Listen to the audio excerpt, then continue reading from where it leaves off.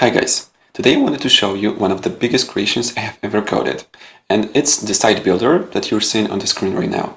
There are so many things to talk about, but first let me explain why some of the text that you can see looks kind of weird, and it's because it's Polish and it's a site I've built for one of my clients. I used a default translation tool provided by Google in a browser, so if some parts are not translated correctly or anything is hard to understand, I'll just explain it, but don't worry, not all the details are necessary to understand the concept of a site builder. Firstly, I should say what the site builder actually is, because it's something you have never heard about, and it's because it's a new tool that is used in just 2 applications so far, so yeah, maybe in the future that will change. So here is 11 best website builders of 2021, here's Wix, Squarespace, GoDaddy and so on, but I think that WordPress should be on top, because it's so commonly used with Elementor, Divi, and other site builders.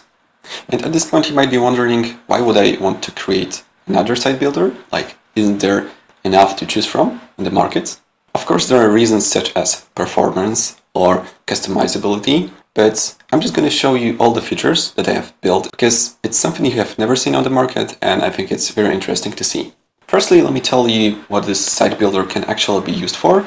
So as the name suggests, it can be used to create websites, and not just e-commerce websites, as you might think, but because it's a part of e-commerce platform, but you can make pretty much anything else, but anyway, it will be most often used for business or just e-commerce websites. If you're a programmer, you might be wondering what tools I used to create such thing.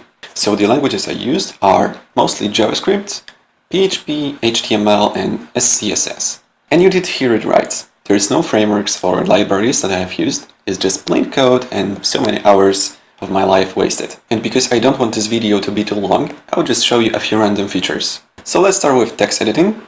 Obviously we would want to, for example, make a part of text bold. I can do a double click, I can glide like this, and let's make it a semi-bold or bold font. Let's make it bold. Next we would want to change that H2 to H1. So we click a drop down, we change it, and we're done. But now some cool things. For example, if I click in here, I can see a button that will select a whole piece of text. It's how it's called.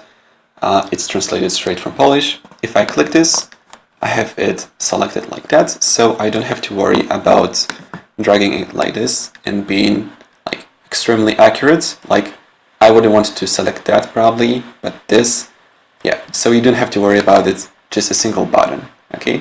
Same goes for selecting a block of text, or a paragraph, I could say.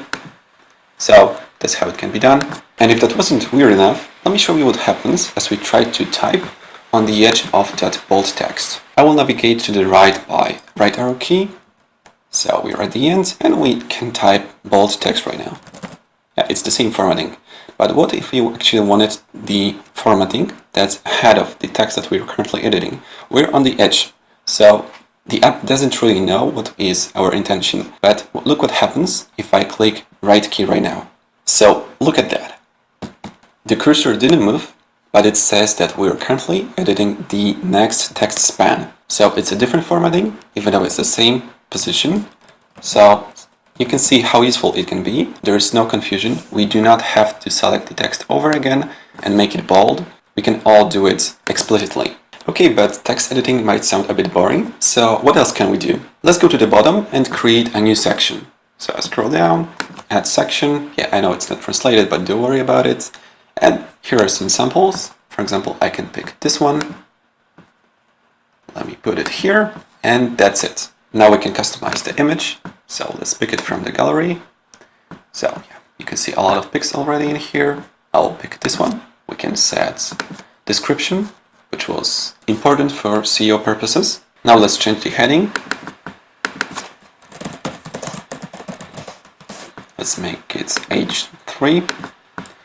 And now let's copy some text from the other website. Copy, double click, paste.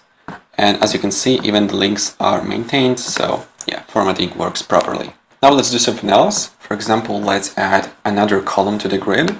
So I click on the grid, I change number of columns to 3, and now let's pick a blog, and that will be a basic element and a photograph or an image. and I can put it just like that or in any other spots. Okay, so I put it there, yeah, and same story. I pick an image from the gallery or I can upload it. Okay, now we can go crazy. Let's create a slider. So that will be another section. And yeah, container, slider. Let's put it here. And as we can see, we have two slides by default. Let's add something in. But I will make it real dumb because, well, let's just add a container. Okay, a container inside of it. Now let's add a grid. Because why not? I feel like it. Yeah, here's a grid. And inside of it, I want to put an image probably. So here it is. Here's a grid. And I put an image right there. Okay, so this is what it looks like. Yeah, we can switch between slides. Even in the edit mode, which is important, that it still have these animations. So yeah, it's very easy to tell what it will look like live. So here's a preview, as we can see it right there. So yeah, it's pretty much the same thing, right? As we are seeing it right there. Now let's do something different. For example, let's change the background of the first slide. But as you can probably see, it's real easy to select the actual slide or the slider, even though they're in the same position. So this is what these buttons are made for. And there is always a position on a screen where you will find this button, no matter how many layers there are.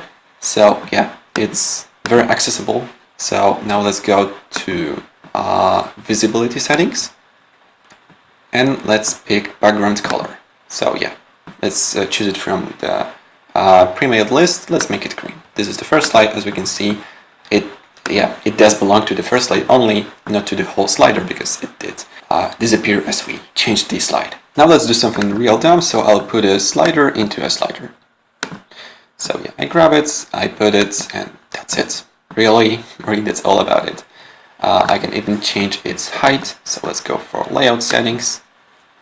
And now it has a fixed aspect ratio set of 40, but let's make it 100%. So yeah, it does fill a parent container.